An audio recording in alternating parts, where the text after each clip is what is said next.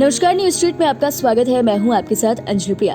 बिहार में शिक्षा विभाग के अपर मुख्य सचिव के पाठक बिहार के शिक्षा व्यवस्था को दुरुस्त करने के लिए लगातार प्रयास कर रहे हैं और आपको मालूम है कि जब से उन्होंने शिक्षा विभाग के अपर मुख्य सचिव का पद ग्रहण किया है तब से एक के बाद एक फरमान जारी किया जा रहा है, जिससे जहां एक तरफ शिक्षकों में भी आक्रोश देखने को मिल रहा था, उनके अंदर खौफ इस बात का था कि अगर के पाठक की बात नहीं मानेंगे तो नौकरी से हाथ धो पाएंगे।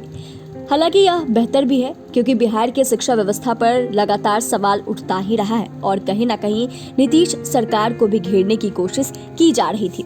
लेकिन शिक्षा विभाग के अपर मुख्य सचिव जिस तरीके से काम कर रहे हैं, कईयों को उनका काम करने का स्टाइल पसंद नहीं आ रहा है। आपको मालूम है कि राजभवन से तो वो उलझ ही गए थे और अब बीपीएससी से भी उनकी टकरार बढ़ गई है। दरअसल कागजात सत्यापन का भी काम चल रहा है। आपको पता है कि बिहार में 1,70,000 शिक्षकों की बहाली होने वाली है। इसके लिए एग्जाम तो हो गया है, लेकिन डॉक्यूमेंट्स वेरिफिकेशन का काम हो रहा है। इस डॉक्यूमेंट्स वेरिफिकेशन में शिक्षकों की तैनाती की गई थी, जिसको लेकर शिक्षा विभाग के अपर मुख्य सचिव के पाठक बीपीएससी पर मुखर गए और कहने लगे कि शिक्षक ये काम नहीं करेंगे। अब देखिए, ये विवाद जो है काफी तुल पकड़ता हुआ नजर आ रहा है और अब ऐसी स्थिति हो गई है कि शिक्षा विभाग और बीपीएससी आमने सामने हो गया है। बता दें कि शिक्षक अभ्यर्थियों के प्रमाण पत्रों की जांच में शिक्षकों और शिक्षा विभाग के अधिकारियों की तैनाती पर आपत्ति जताई गई थी। इसके जवाब में बीपीएससी के अध्यक्ष अतुल प्रसाद ने भी अपनी तीखी प्रतिक्रिया दी थी और ट्वीट के जरिए उन्होंने शिक्षा विभाग के अपर मुख्य सचिव पर हमला बोला था। हालांकि उन्होंने ट्वीट में उनका नाम नहीं लिया था, लेकिन कहीं न कहीं उनका इशारा उन्हीं के तरफ था। साथ ही आयोग के सचिव की ओर से भी अब जवाबी पत्र भेजा गया है। आयोग के कार्य में हस्तक्षेप नहीं करने की हिदायत भी शिक्षा विभाग को दी गई है। बीपीएससी ने पत्र में लिखा है कि शिक्षा विभाग की घृष्टता करार दिया है। यही नहीं, भविष्य में ऐसी घृष्टता नहीं करने की चेतावनी भी दी डाली। फिलहाल शिक्षा विभाग की ओर से बीपीएससी के पत्र पर कोई भी प्रतिक्रिया नहीं आई है। शिक्षा विभाग को लिखे पत्र में आयोग के सचिव रवि भूषण ने कहा कि शिक्षक अभ्यर्थियों के प्रमाण पत्रों की जांच पहले से चल रही है, व्यवस्था के तहत की जा रही है। यह 2 स्तर पर होती है। पहले बीपीएससी अपने स्तर से करती है, फिर अधियाची विभाग सफल अभ्यर्थियों के नियोजन के समय कराता है।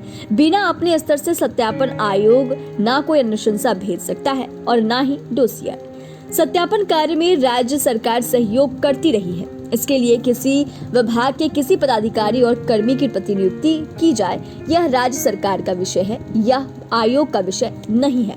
इसमें कोई भी आपत्ति या अनुरोध सरकार से किया जाना चाहिए, न कि आयोग से। आयोग ने अपने लेटर में यह भी क्लियर किया कि सत्यापन का कार्य जो है वो बीपीएससी का आंतरिक मामला है। बीपीएससी शिक्षा विभाग या राज्य सरकार के अधीन नहीं है। यह स्पष्ट ना हो तो इसके लिए संविधान का अध्ययन कर लिया जाए। आयोग की आंतरिक प्रक्रिया के औचित्य एवं प्रश्न चिन्ह खड़ा करना या किसी प्रकार का हस्तक्षेप करना और दबाव डालने का प्रयास करना असंवैधानिक, अनुचित, अस्वीकार्य है। तो इस तरीके से शिक्षा विभाग के अपर मुख्य सचिव को बीपीएससी की तरफ से करारा जवाब भी मिला है और कहीं न कहीं नसीहत भी दे डाली है कि अगर आपके पास जानकारी का अभाव है तो आप संविधान का अध्ययन कर ले। तो अब देखने वाली बात यह होगी कि जहां शिक्षा विभाग के अपर मुख्य सचिव के पाठक लगातार प्रयास कर रहे हैं कि बिहार की शिक्षा व्यवस्था सुधरे। हालांकि काम भी उन्होंने बेहतर किया है और व्यवस्था सुधरी भी जरूर है। जहां फजीयत हो रही थी बिहार के सरकारी स्कूलों की, तो अब वह धीरे धीरे पटरी पर लौटती नजर आ रही है। लेकिन जिस तरीके से वो विवादों से घिरे हुए है, इससे अब देखने वाली बात यह होती है कि क्या कुछ सामने आता है। चैनल को सब्सक्राइब करें, फेसबुक पेज को लाइक करें। धन्यवाद।